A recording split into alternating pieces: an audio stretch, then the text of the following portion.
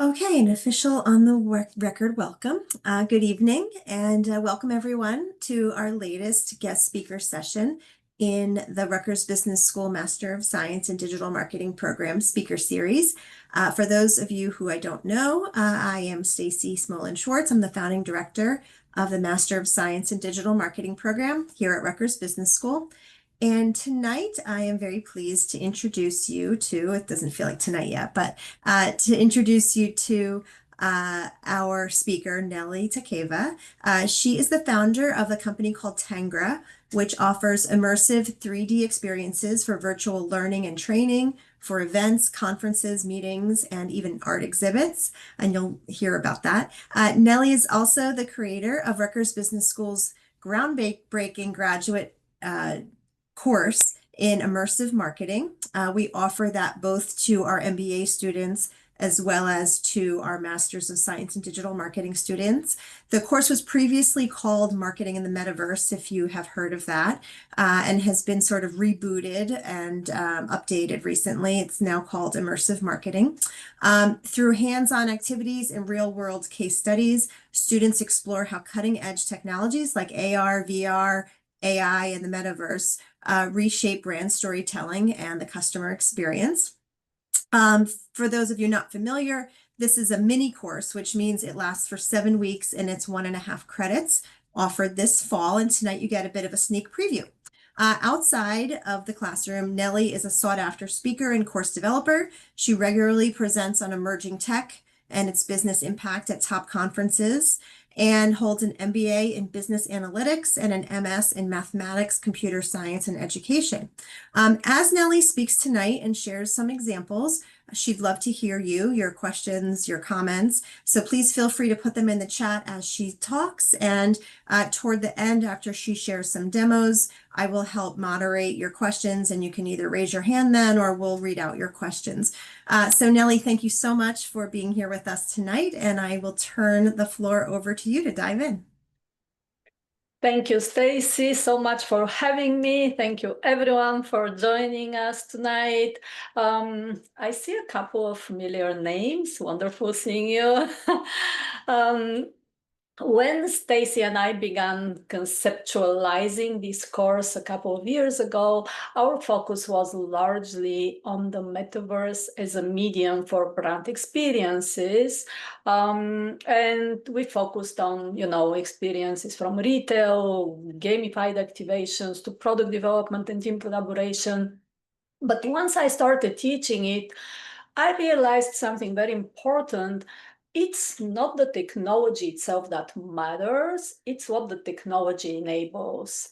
And it is about how these tools actually reshape the relationship between brands and their customers.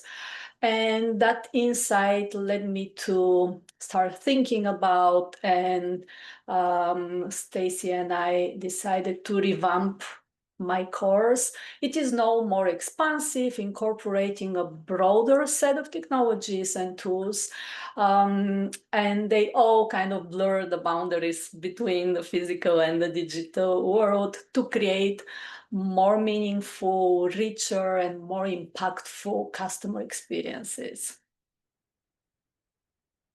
A pop quiz.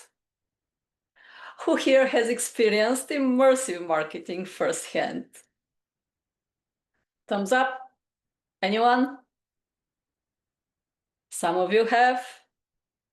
Okay, in just a few minutes, you will all realize that you all have been part of some sort of immersive marketing. I promise you that. I would like to start with the why. Why do we even need immersive marketing, right? Then I would like to explain what it is, what it entails, how it all started, where we are headed, the trends we're seeing, and then we'll get to the how companies are actually utilizing it. I will show you a few flagship campaigns and highlight their impact wherever there is available data. I'm super excited. Buckle up. We are starting our immersive marketing journey now.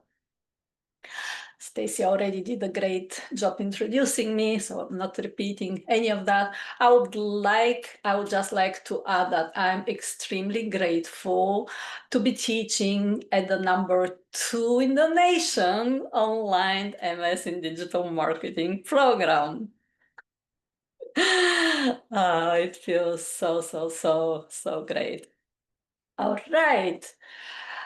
The number of ads we consciously notice each day is about 100. Please don't believe the 4,000 to 10,000 number claimed by some. Simple math says it's not possible to notice 625 for those who care to count every waking hour. But even 100 ads or so is a lot, right? A recent research found that Americans only remember 1 to 10% of the ads they'd seen in the past 24 hours. Attention spans have dropped to 8 seconds. Yep, shorter than a goldfish. And only 9% of digital ads are viewed for more than 1 second. What this all means is that we, as marketers, our goal becomes to capture, but also to hold the attention of our audiences. And by creating immersive and interactive experiences, brands can create lasting impressions that traditional advertising simply cannot match. Customer experience has undergone a dramatic shift in recent years. We moved from a world where customers were just passive participants, simply receiving brand messages, to one where they are active co-creators, engaging with the brands in real time.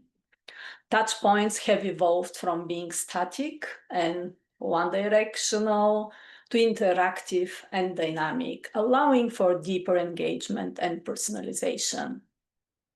And perhaps most significantly, this divide between the physical and the digital world is dissolving. We are now living in a blended phygital world where experiences seamlessly span from one to another, creating richer customer journeys. So, what exactly is immersive marketing? It is a brand strategy focused on emotion, experience, and interactivity. But it could also be described as an interactive storytelling with consumers participating in the narrative.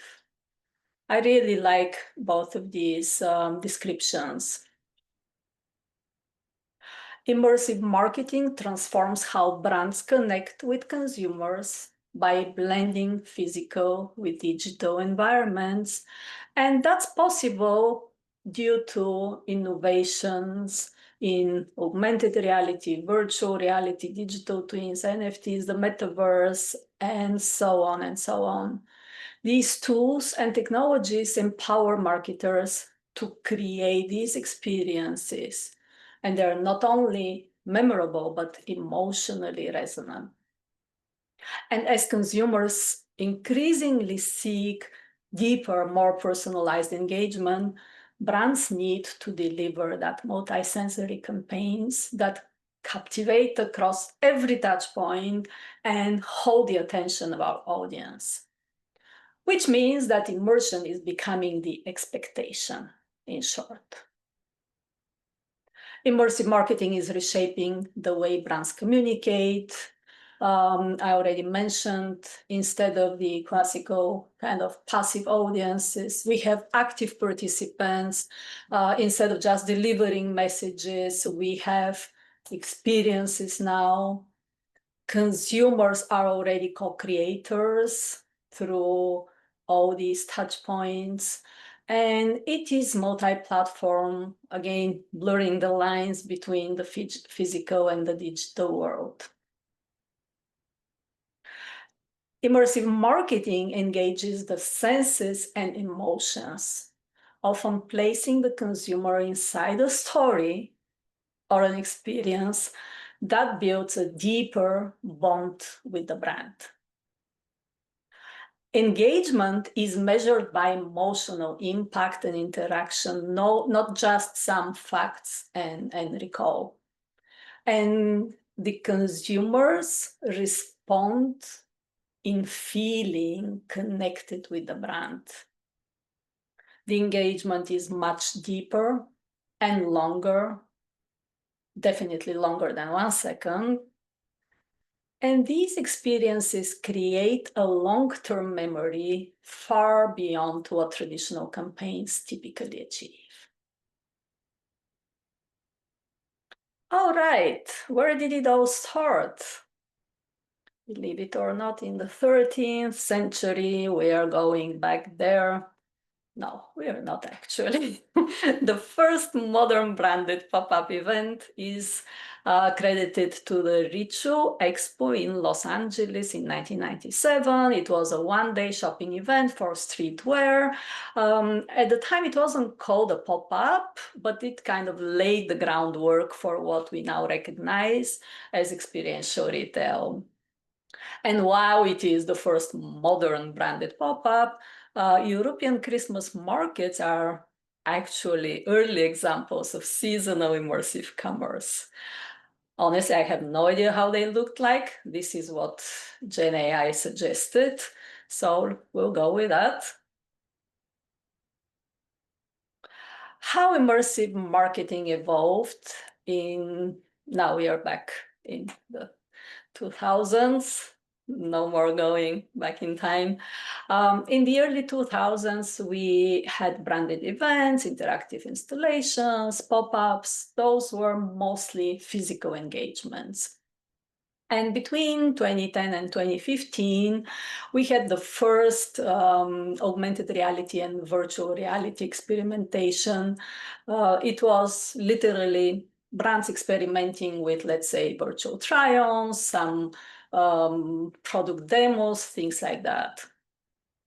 Between 2016 and 2020, we saw a big growth of gamified experiences and mobile-based AR.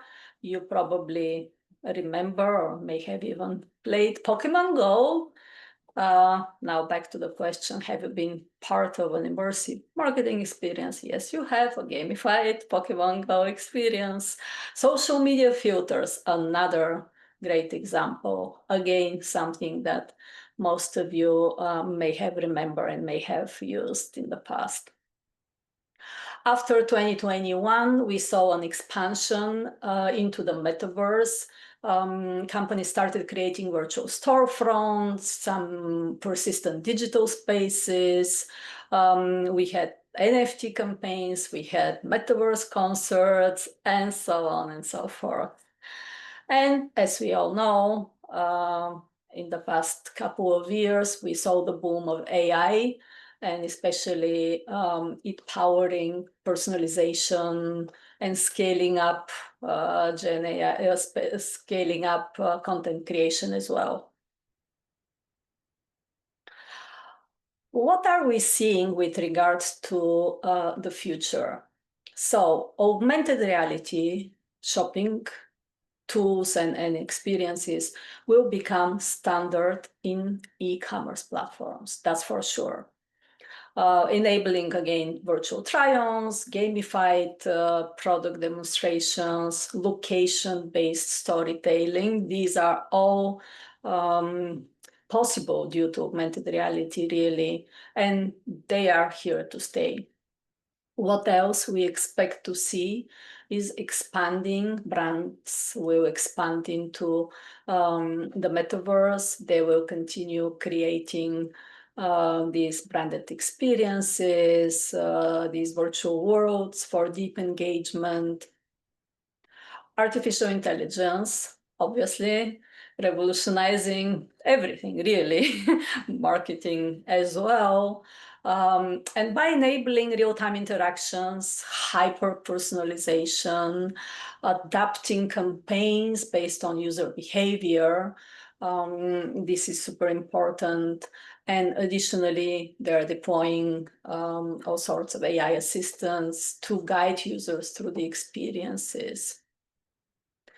We can see that immersive marketing has evolved from one-off spectacle, so to speak, to long-term tech-driven strategies that prioritize emotional engagement, personalization, and participation. It's no longer just a fun thing to do. It's becoming a necessity for brands seeking deeper connections and lasting impact. Let's review very briefly some of the technologies powering immersive marketing experiences. You may all be familiar with these. I'm not spending too much time here.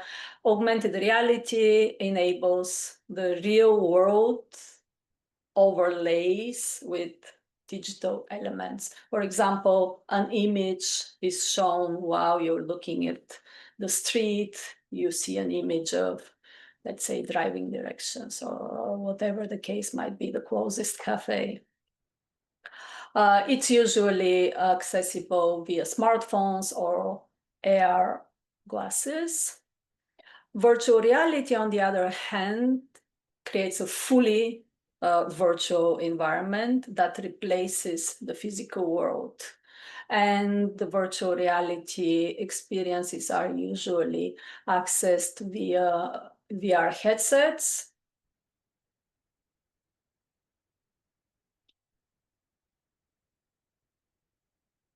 The metaverse is a collective virtual space where users interact via avatars with each other. It was initially used for gaming, entertainment, shopping, education, and much more. Digital twins is a very interesting technology. Those are actually virtual replicas of physical objects or systems, and they are usually used for real-time monitoring and optimizations. These all enable blurring the lines between the physical and the digital world. Artificial intelligence, of course, is the powerful engine behind the hyper-personalization, content creation, real-time translation, and so much more. Now, let's review some use cases. What are those used for? And before I review some of the use cases, actually, let me ask, does anyone have AR glasses or VR headsets?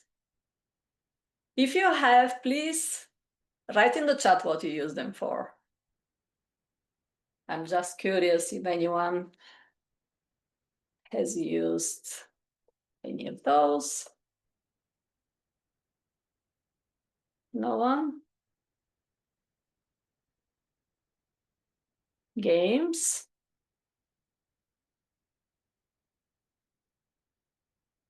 Some of you must have used them for games. Again, some of them for some sort of entertainment. But games is the primary use case. So now, if we are looking at the possible use cases, we'll see that they span across literally every and any industry. The games and entertainment, the logical first adopter, retail, fashion, travel, arts, museum, real estate, education, events, and maybe not so well-known use case is industrial design and manufacturing. And I'm going to show you some examples of each of them. Actually, as Stacy mentioned earlier, in my course, you will get to experience and get to see and actually play with all those technologies. But right now, let me just show you a few flagship campaigns. So for a virtual artist, many of you may have used it or at least remember it. It made quite a splash a few years back. It was actually the first, among the first AR experiences, which became widely popular. If you remember, it allowed users to try on makeup. And the best part was that using their smartphone camera, they were able to do that in real time. So it, like the smartphone camera, the smartphone actually acted like a mirror, so to speak. And while you are in the app, you can select different type of makeup, different shades, colors, etc. Why was it so popular? Because it combined personalization with convenience and with visual accuracy. So it is my face, real time, on my phone, not going to a store or anything. And I can try as many of those I need to until I find my whatever shade I'm looking for. And actually, the data shows that it was very, very, very successful. In just 2 years, there were 200 million shades tried by 8.5 million visits, which accounted for almost 50% increase in traffic, which is significant. Even better, Sephora reported, I believe it was Sephora Turkey actually, they reported 25% higher add to basket rate, 35% increase in conversions, and 30% less product returns. Just think about it, how significant this is for a brand. A couple years ago, Coca-Cola launched a Take a Taste Now campaign that was in the UK. Users could grab a digital bottle through a QR code or an AR experience and actually redeem it in store for a real Coca-Cola Zero Sugar bottle of 500 milliliters or about 17 fluid ounces. 69% of downloaded mobile coupons were redeemed, which according to Coca-Cola far exceeded the industry benchmarks. Redemption rates were 5 times higher than average and 17 times above comparable campaigns. This is all data by Coca-Cola. Last year, for those of you in the city, in New York City, maybe you saw the Empire State Building being transformed into an immersive fun experience. There was this 270-foot inflatable dragon wrapped around the building. The 80th floor featured interactive booths, themed treats, giveaways, and so on. And additionally, they had projections of dragons lit up major cities around the globe, which created viral social media buzz. The season 2 premiere drew about 8 million viewers, making it the biggest launch day for Max in Latin America and Europe. Additionally, over 1 million people rewatched season 1 in the days leading up to the season 2 premiere, showing strong franchise retention.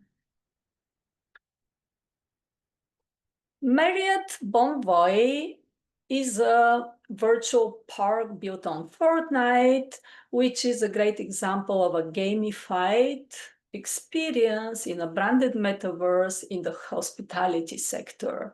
So they have this Marriott Bonvoy Land where people can go and explore, again, the use case of tourism, of hospitality. Not sure if you remember, but we had quite a few metaverse concerts. For example, Ariana Grande's and many, many others, really, which attracted tens of millions of viewers at the time. Most all fashion brands have embraced the metaverse by now. distributing NFTs, hosting events, selling digital fashion items, or creating branded virtual worlds for their customers. The Metaverse Fashion Week, one of the flagship immersive fashion experiences, for example, had its third edition earlier this year.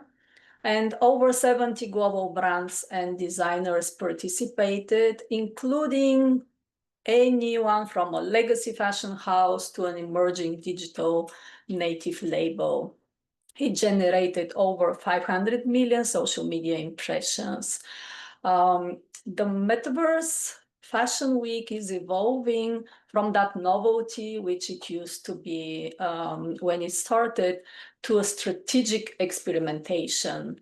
And it's especially useful for brands targeting Gen Z and digital native audiences.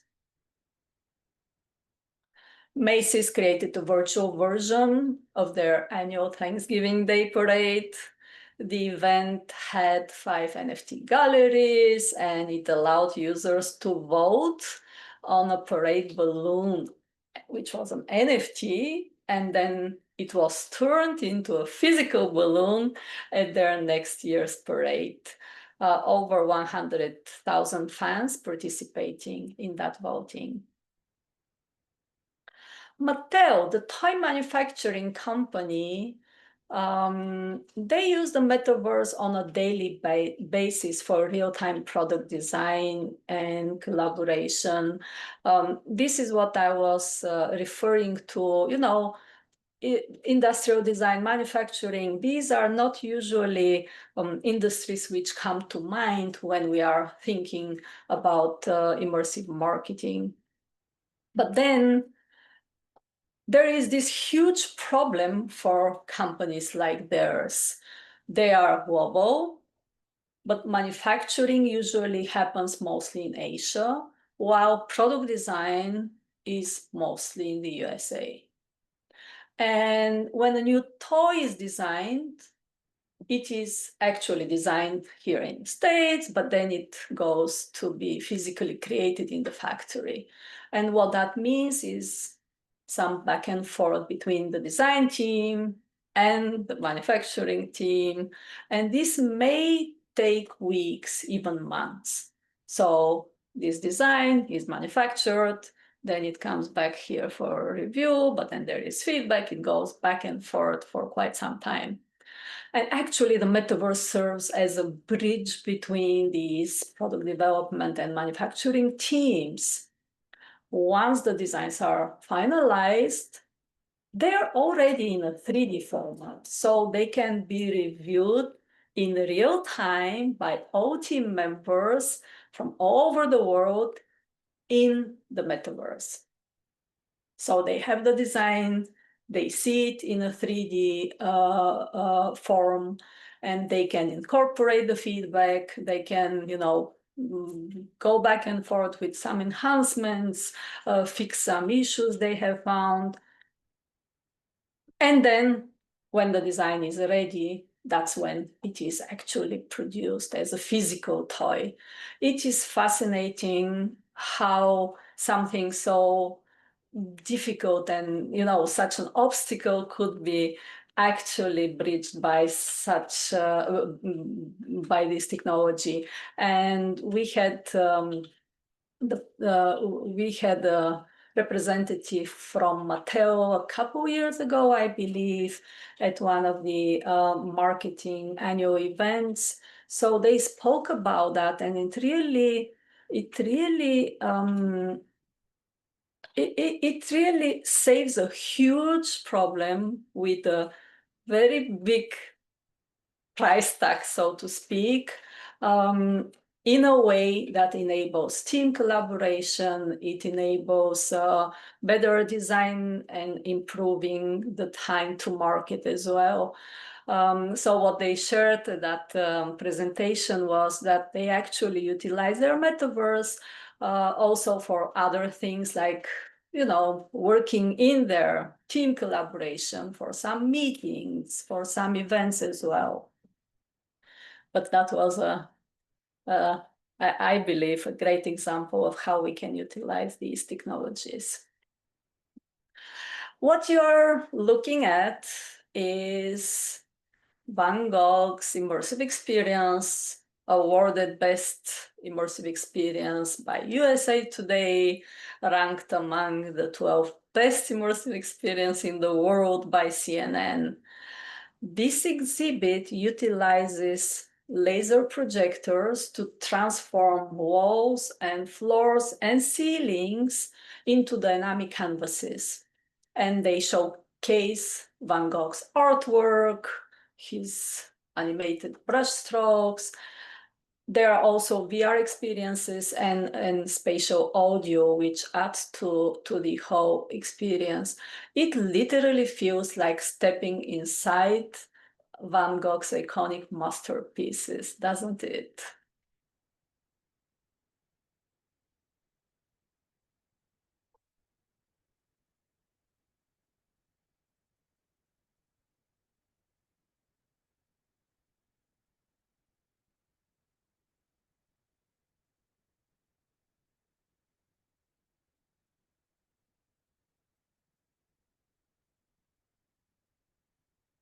What you saw here, and hopefully heard the sound of it.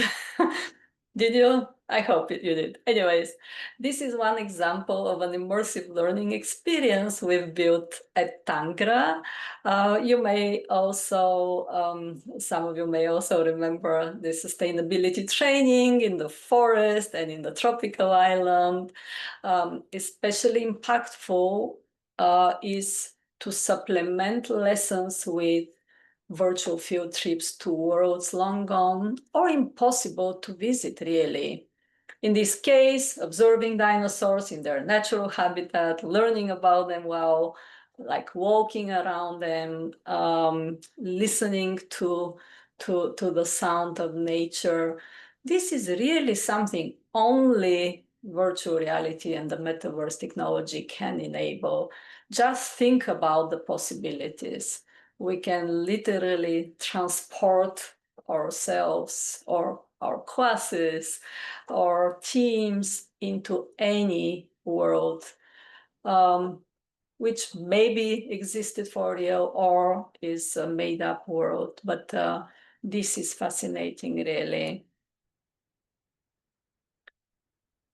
Now you are watching Bloomingdale's 150. So retail companies like Bloomingdale's, for example, some have created amazing immersive stores. I would strongly recommend you to go and explore by yourself. It is absolutely fascinating the way you are shopping. You are inside this world. Maybe you noticed at the beginning, you can choose whether you're shopping for the Christmas holidays or for a summer vacation or whatever the case. You walk around, you see some of the pieces for sale, and you can actually see more information, add them to your shopping cart.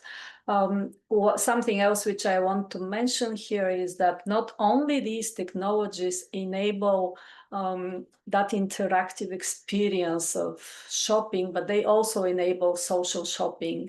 You may have heard of the term, this trend when people go together to shop, but virtually.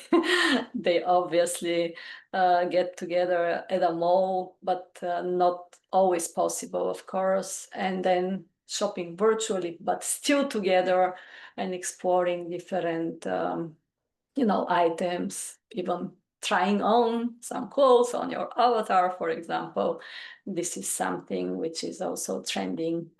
Another fantastic immersive store is Crate and Barrels. Again, you start by flying up the building and landing on a beautiful rooftop where you see, trees and flowers. And because they sell furniture, of course, you have those items all over the place with the capability of actually walking around, looking at them closely, and also exploring some other items and adding them to your shopping cart. They even had a set a table experience. So there is a table like empty, and you click a button and it is set for you. It is a fantastic, fantastic way to, again, shop. Oh, this is it actually. This is the table with this button, set the table. All right, thank you so very much. Happy to answer your questions, also to connect on LinkedIn. The topic is huge. I couldn't possibly fit everything Thank in you, this Nelly. presentation, but yeah, happy to. I just want to mention one thing, and then Ben has a question. The Mattel example that you shared, I remembered when he spoke at our marketing summit a couple of years ago. One of the aspects of global collaboration through the metaverse that I found so incredibly fascinating is that the language translation happens in real time through the metaverse. So not only does it bridge geography, but it also bridges language, that you can bring people together and collaborate from different places and come up with something better that you can't do in the real world. So I just thought that was worth mentioning. Thank you, Stacy. Ben, would you like to unmute and ask your question? Sure. Thank you, Professor. And thank you, Nelly. Really enjoyed the lecture. Just a quick question I had, I guess just given sort of growing, public concerns about AI, do you think consumers are, becoming more hesitant to engage with certain AR marketing experiences, particularly those that require, uploading or scanning their faces? Just a quick question I had. Yeah, thank you for your question. And then you're telling me about your experience in Philly. Which experience you saw in Philly? Yeah, of course, there are concerns around data privacy and data security. Look, with the data security, we are all under the risk of our data being compromised. It doesn't matter whether this is an AI or immersive experience, it is still, us giving our data means that it could be compromised. With regards to data privacy, we very much rely on the platforms, but I would argue that we are not necessarily very well educated on how our data is used, right? So my recommendation would be to start by inquiring and understanding very well how this whole thing works. Okay, ChatGPT, I can paste I don't know, confidential contract there, and and then it goes to their data servers. Those data servers get backed up a few times, so it kind of multiplies onto several servers, and you have no idea what it might be used for.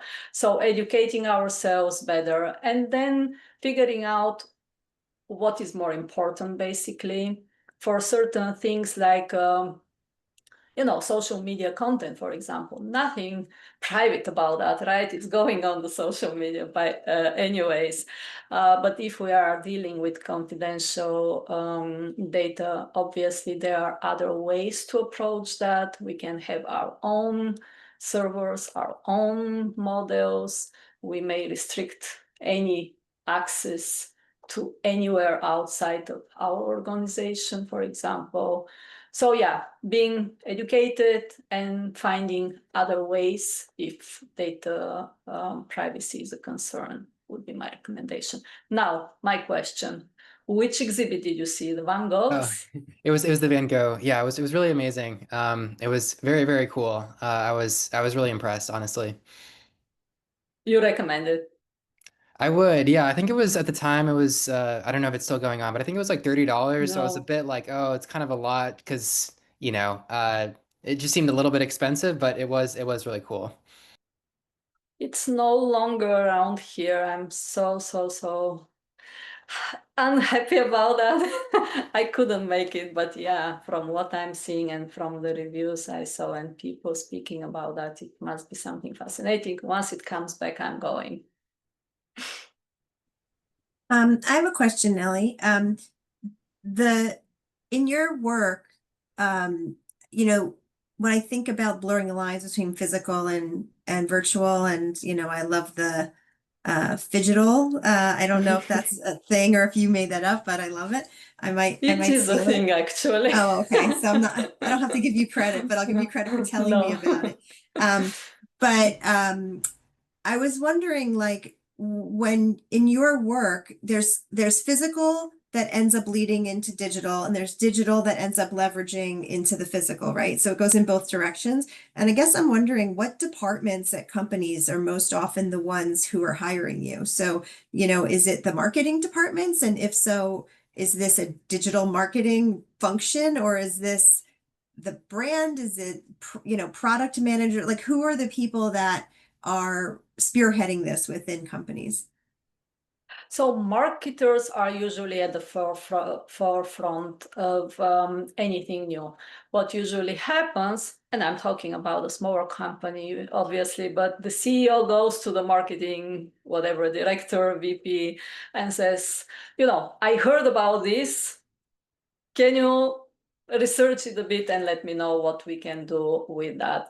So it is very often the case of a marketer who needs to actually learn about these possibilities, even before applying anything in their organizations, but at least to be aware of what is out there, what is possible, what are other brands already doing.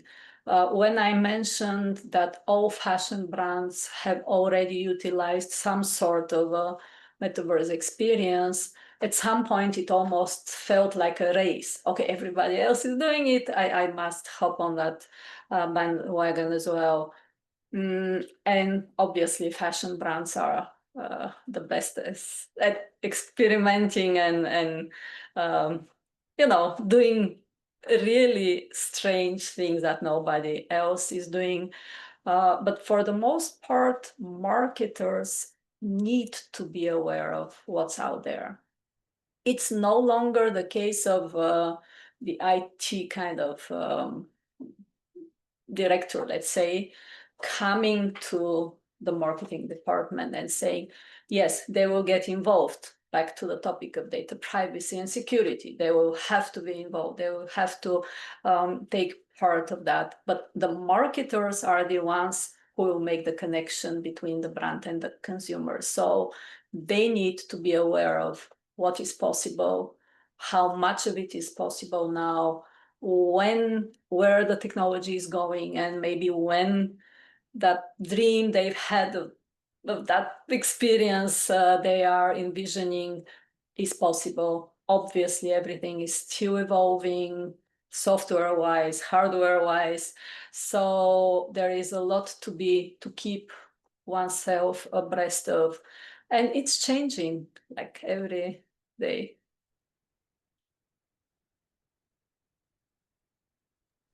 Great, thank you. Are there any other questions or anyone want to share what they have seen?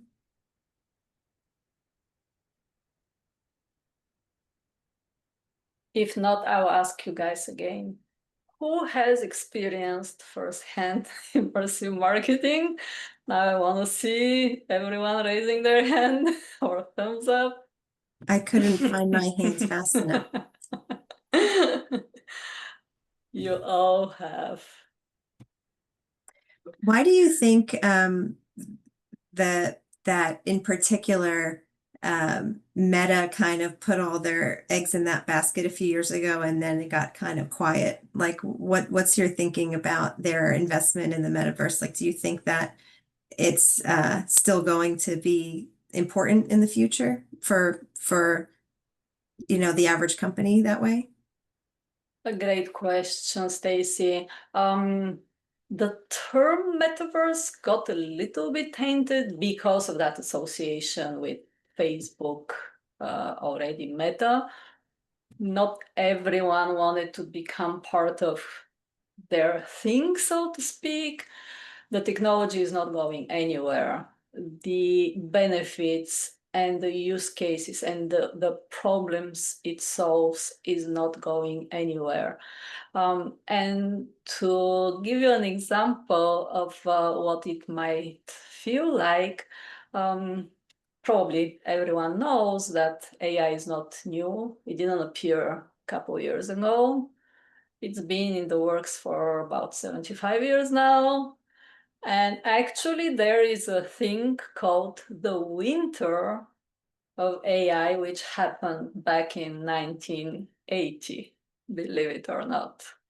So what I'm saying is that we will see up and downs. The initial hype, it will solo, it will be adopted in like no time, didn't entirely happen. There is still some catching up on the hardware part. There is the need of, the software to also be built, but it's not going anywhere. What I'm seeing recently is more and more adoption in education. And this is actually my passion, really. So combining technology with education and with these immersive experiences, how can we make it better, more efficient, more effective, faster? How can we reach more people utilizing these technologies? So what we'll see, we are kind of quietly building now after that hype, that big hype. It's just, a normal period for that technology to incubate, if you will. But yeah, it's not going anywhere. Thank you. Serena, did I wait you out? Do you have a question or did you get it answered already? Um, so I didn't mean to have my hand raised, but Oh, I can sorry. certainly ask a question though. Um, so I find that whenever scrolling through social media, because I do have a business, that there's a lot of talk about digital fatigue. And with the adoption of this type of metaverse, it is very digital heavy. How do you guys combat that? Or do you find any pushback from younger consumers that are suffering from digital fatigue? It depends on what you are referring to. If by fatigue you mean too much like screen time, I believe we all can do with a little bit less of that. If you mean more stimuli coming through these VR headsets, yes, the technology is not perfect yet. So what exactly do you mean? I mean, in terms of like more screen time, there's talks online about how people want in-person experiences. I mean, this would obviously be an in-person thing, but almost like a tangible experience. So, do you find any pushback on people from people who are looking for more traditional forms of marketing versus more digital forms or more technology forward forms? Well, a great question. Thank you. What we are seeing is blurring the lines.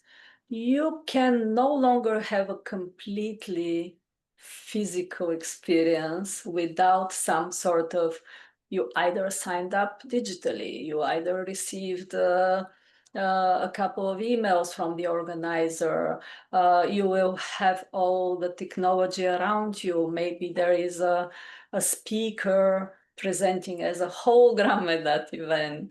So blurring the lines and kind of taking part of in-person events, that is super important. It depends on what you want to achieve. Of course, personal connections are difficultly achieved in a virtual world, while on the other hand, I can only dream about this physical experience where I can know who to talk to, and that's not a by chance meeting, especially if I'm there to network, whether as a business owner or whether as a speaker, for example. I kind of wish there were an easy way to find the people I want to connect with in a physical environment.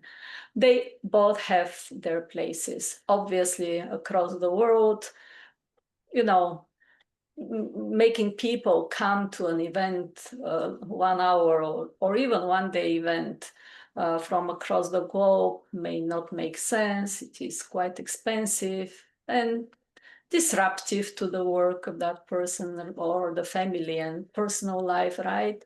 So they both have their own places, but the lines are blurring. I hope I answered your question. Yes, thank you. And Ben wrote a question in the comments. I noticed that Bloomingdale's and Crate and Barrel's AR stores are optimized for desktop. Are other major retailers designing AR shopping experiences specifically for mobile? Given that many consumers shop primarily on their phones, how are brands approaching AR to ensure it's effective on smaller screens? Thank you, Ben, for this question. AR experiences are primarily on smartphones, while these heavier and more resource-intensive ones, like virtual reality, like the metaverse, they need the desktop for the most part. So that's why they are optimized.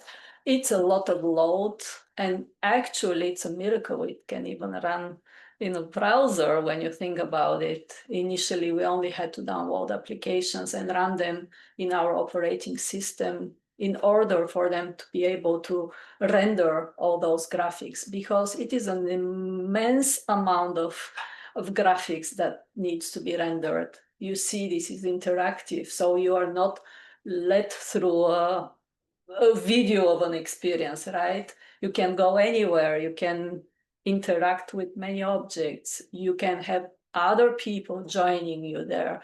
So that's a lot of load, which makes it not impossible, but more difficult to run on a smartphone.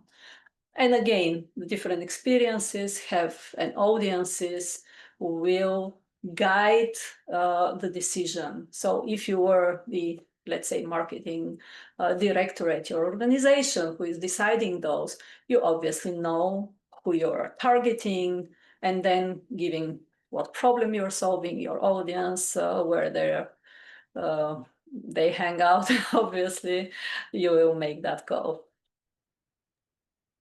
Thank you. Is there any final question? If not, we'll let you start one of your last remaining summer evenings left over the next few weeks. All right. Well, thank you so much, Nelly. It's wonderful to have you here tonight, and also, just a sliver of how wonderful it is to have you teaching for RBS. And with a course like Immersive Marketing, which, like I said, was born out of the Marketing in a Metaverse course, all of our courses require a lot of refreshing and reviewing, but yours in particular is incredibly cutting edge. And so I appreciate your being so right at the edge of it to make sure that we're learning as much as we possibly can about what's real out there and not just the hype. We really appreciate your ongoing care for the course. And I see Alice nodding. She's one of your enthusiastic students who got so much out of your class. So thank you all for joining us, and I appreciate your being part of our speaker series, and stay tuned for more. And if you're able to, either on the MBA side or the digital marketing side, feel free to take Nelly's class this fall. So thanks so much. Take care and have a great night, everybody. Thank you so much. I hope I'll see you soon. Bye-bye. Thank you.